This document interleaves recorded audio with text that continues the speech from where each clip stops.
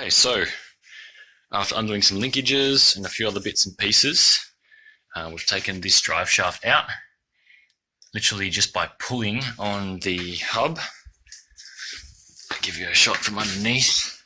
So underneath, if you can see here, this is the ball joint, and it's been popped out of the hub.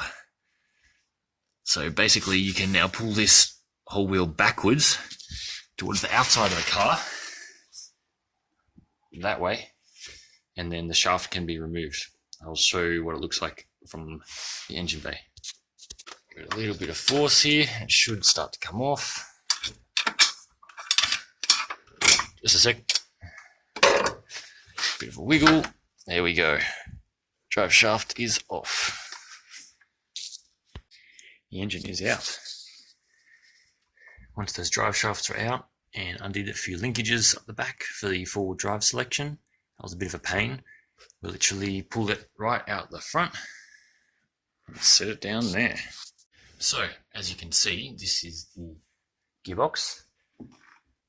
Now we have a few things that I want to do on it before I send it away.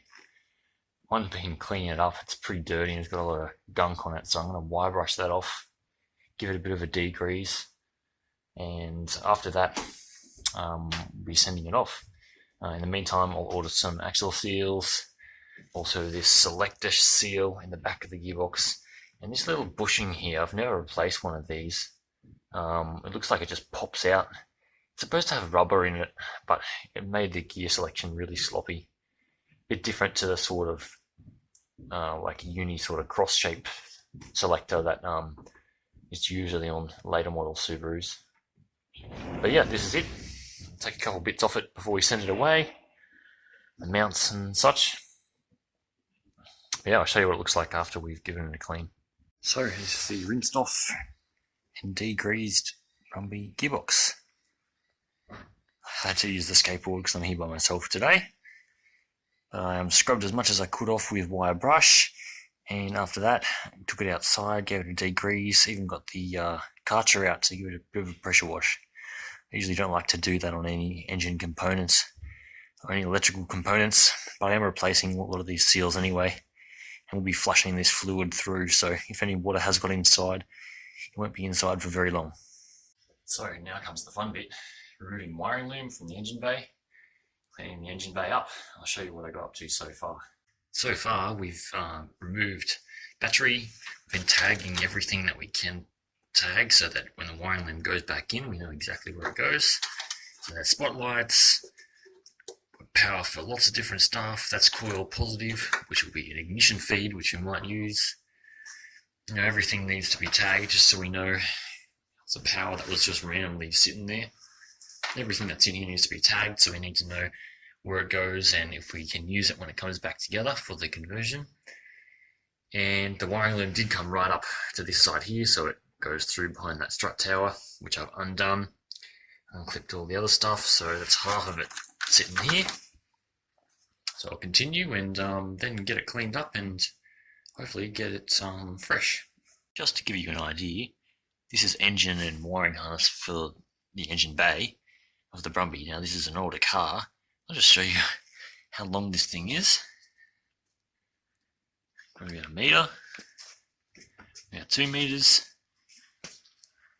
about 3 metres before it even gets into the cavity there. So even just that looks so much neater in the engine bay.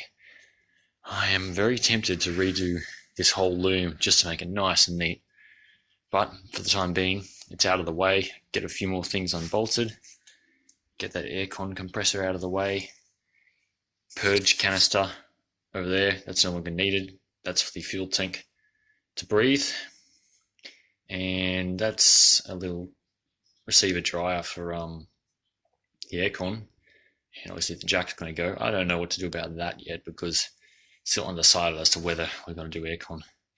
Obviously this washer bottle for the window washers is going, and after that we'll give it a good clean up and hopefully won't be any rust and we can repaint it. So this engine bay is looking much better. A lot of stuff out of the road, pretty much everything. Might have to take that brake booster out of the way and get a bit more access to clean it out. But what I'm probably going to do, give it a good wash down outside, push it out one day, have some rust converter ready in case there's any dodgy spots, get the wire brush ready as well. That way when it's clean and dry, get rust converter straight on it, and then get some red paint so we can get this engine bay looking schmicky. So now it's time to get the fuel tank out. And other things that would be good to get out when the car is lifted up on the jack stands. I'll just show you what you need to do that. This is looking under the Brumby from the back, and the fuel tank is usually just up in this cavity here above the diff. In order to get that out, you have to lower the diff. Now on these it's quite good because there is a mount at the front of the diff.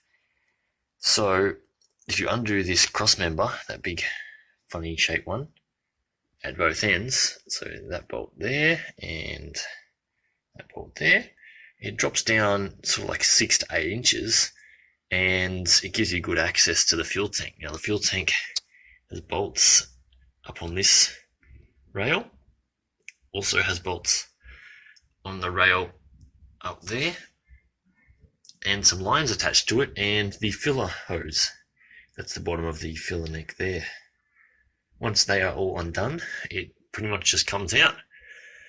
Then you just lift the diff back up. Doesn't weigh much on one of these, just a small diff, and tighten these bolts on the ends back up. And that's a bit more space under here now, a bit less weight to carry that we don't need. So this is the Brumby fuel tank. The filler neck is on that far side there, and I think it's a 45 litre, 45 litre. It has a conveniently located drain bung on the bottom, so it was quite good to get out. So I just needed to prep the engine bay a little bit for this wash because I don't want any water getting inside the cabin. So I had to tape up one bit where the brake booster usually goes. I'll just show you that. Basically took the brake booster out and just undid the lines just enough so that they can hang out of the road and I can get them back when it goes back together. And also this little bushing just there, which goes on the steering column, was out, and the steering column was sort of skew a bit, so I'll loosen that off underneath the steering wheel and got that rubber grommet back in. That way no water can go in when I'm cleaning this engine bay. The only other thing I had to put back in was the lower ball joints, so I'll just show you them in a sec. So I'm just under the Brumby now, and the lower ball joints, which I had to put back in, just at the bottom there. They pop back in, and then a bolt goes through the side of the hub and secures it. That way I can push this car back into the driveway and give it a good wash down. So the plan will be give this engine bay a good wash, degrease. There's a lot of molly grease splashed around from when the CV boot was torn, so I'll be getting in there, degreaser, maybe get the car to pressure clean a little bit. Obviously being pretty careful about any places that may leak water into the cabin. See how we go there. And basically making it as clean as possible so I can check what spots might need rust converter on or might not. If anything looks sus, get a wire brush and I'll take it back as far as I can so there's no rust on any seams, and then put some rust converter on, and then be painting the engine bay. Hopefully I get some Subaru colour for the red, that way it'll look awesome in the engine bay.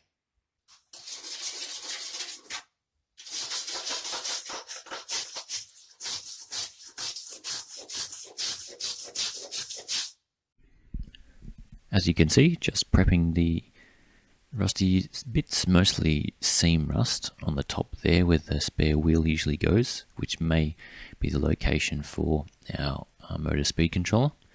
Yet to be 100% decided, but it's a good spot. Also a few other bits and pieces near the strut towers that I'll need to clean up, and also underneath the battery tray is a little bit of rusty area. I can't put rust converter on all of this just yet because some of the seams are still dirty after washing. So I'll have to get a thorough clean of the engine bay with some surface prep or some brake cleaner. In the next video we'll be putting a bit of rust converter on and seeing what sort of results we get, because I want this engine bay looking nice. Another spot that has rust and is common on some cars is just underneath the brake fluid reservoir. If there's a leak from the master cylinder, then it corrodes paint, and then yes, that's when it causes rust. So underneath the brake master cylinder is a little bit of rust on the top of the chassis rail. Just surface rust, so nothing structural, which is good.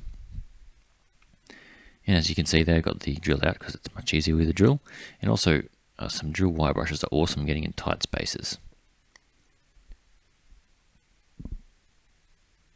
All this work has to be done if you want to keep the car for a while, so that's the plan.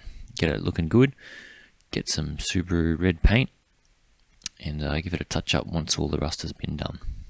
Thanks for watching.